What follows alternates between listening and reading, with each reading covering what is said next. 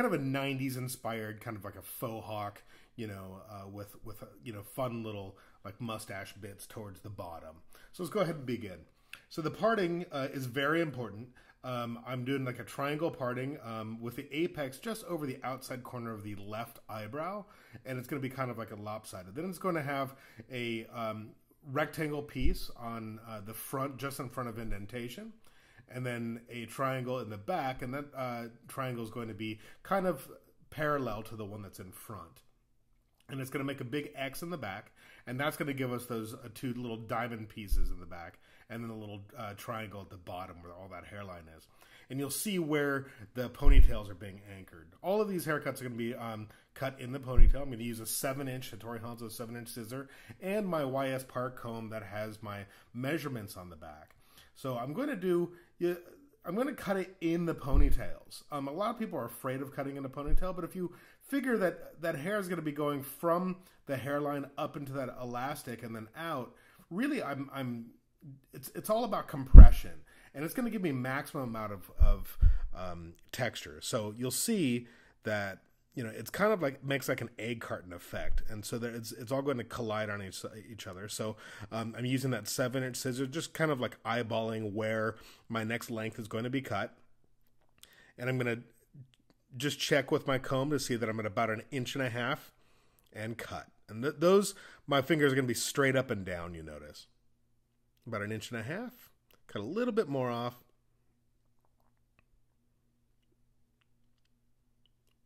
Checking for balance all the way around, making sure that it's all about the same. And then in that back ponytail, straight up and down, about 1.5 inches from that elastic. And this haircut isn't a basic haircut. You kind of have to understand what each ponytail is going to do for you and what your finger angle is going to do for you. Now, if you notice in the little bottom triangle, I'm going to take a horizontal parting as opposed to a vertical one. And that's going to make it so it's longer towards the outside. Now, through the top, I'm going to take 1.5 inches at the shortest piece, and then my fingers are going to increase in that crotch of my hand, and it's going to increase. So it's going to make it longer toward the center of the head. I'm going to do the same thing on the opposite side. 1.5 inches at the shortest piece, and then it's going to get longer as it increases towards the back of the head now. So they're going to converge when they meet at that line.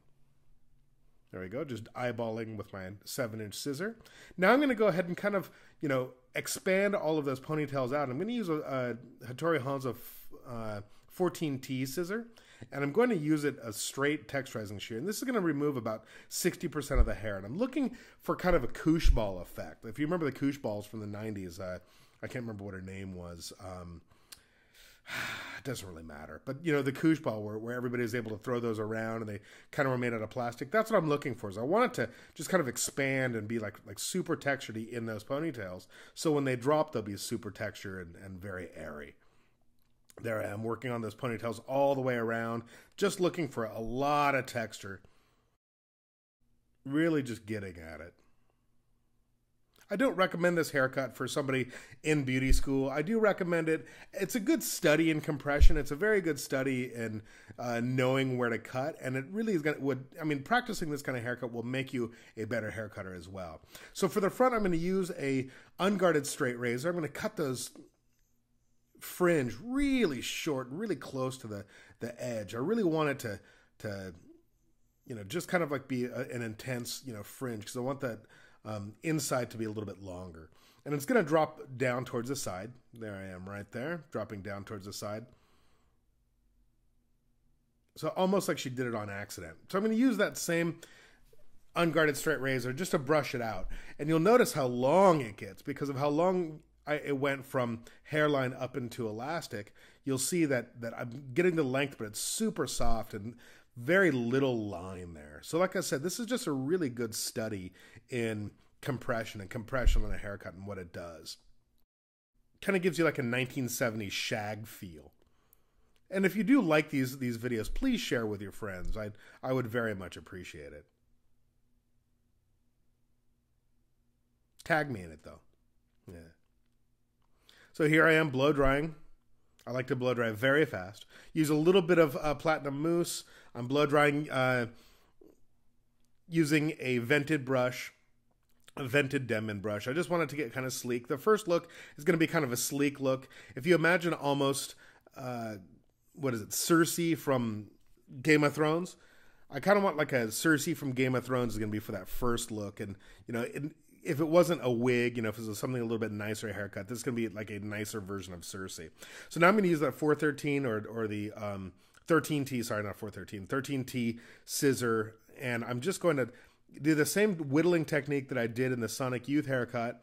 And I'm just going to keep those scissors right at one spot and pull all that hair into it. And that's going to give me kind of like a mustache around her hairline, you know, kind of where it is short in the center and it just kind of mustaches out, kind of like a handlebar mustache. And that's, you know, kind of what I'm wanting. And it just gives it kind of like an interesting little flare in the back. I love hairlines and I love bringing out women's hairlines. And I love it when it kind of arches or kind of curves down because it really makes that neck a lot, like elongated.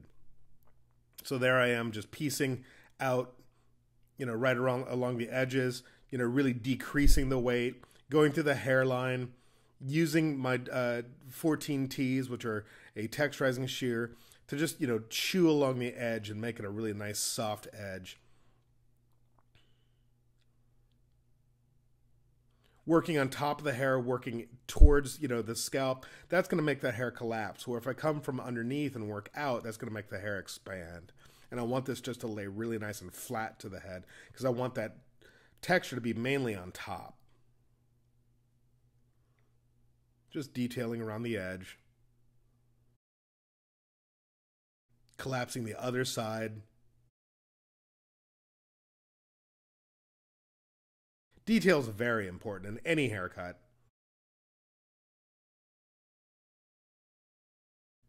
Chewing that edge off. Again, using my 14Ts, which are a texturizing shear. And they really allow me to slide through the haircut very nicely because of the rounded bottoms, or what I like to call an apple bottom in that texturizing shear.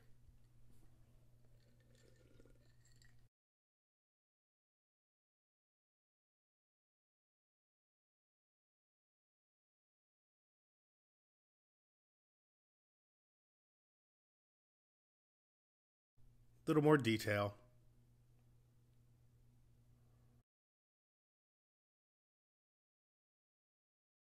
It was feeling a little fat to me, so I wanted to decrease it. Now to the top, I'm going to do my slapping technique where I just insert my scissor in low to my fingers and then pull out. And as I pull out, the gravity closes the blade for me, keeping my thumb very loose.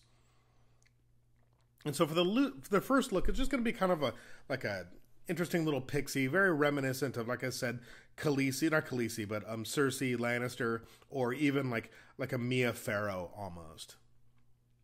I love those little kiki-outy pieces at the bottom. So now I'm just going to use a flat iron. I just want that to stick up a little bit. She already has, you know, quite a bit of matte in her hair, just for texture. It's like a texture spray. And so I'm using that as my hairspray. I'm going to use a little bit of Hold Me Light. And I just want this to be kind of like a mohawk now. So she's going out. She's going to have like some fun.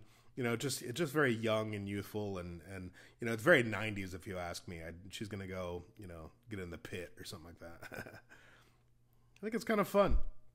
If you did like this video, please share. And if there's anything you would like to see from me, please comment in the comments below. And I'll try and see if I can get to that as soon as possible. Thank you again so much. And I hope to see you guys soon.